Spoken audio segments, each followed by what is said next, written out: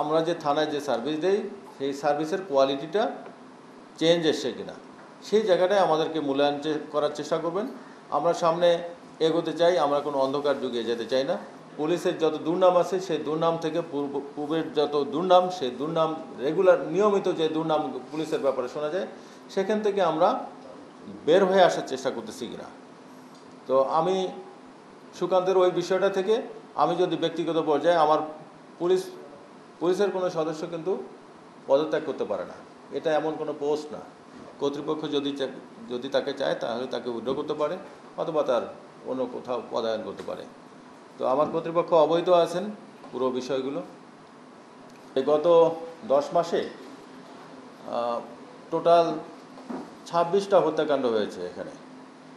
26টার মধ্যে দুইটা লাশ আমাদের নদীতে ভেসে এসেছিল।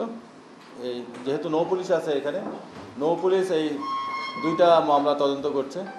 বাকি যে 24টা হত্যাকাণ্ডের মামলা, এই মামলাগুলোর মধ্যে 2টা বাদে, 24টার মধ্যে 2টা বাদে 22টা ঘটনার ডিটেকশন হয়ে গেছে।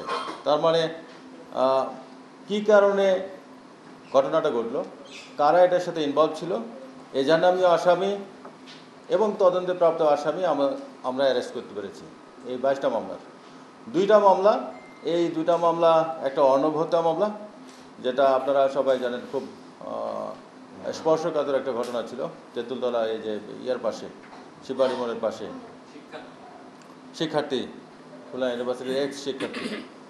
তো ওই ঘটনাটা আমরা এতটুকু বলি যে বেশ কয়েকজন আসামি ধরা পড়ছিল।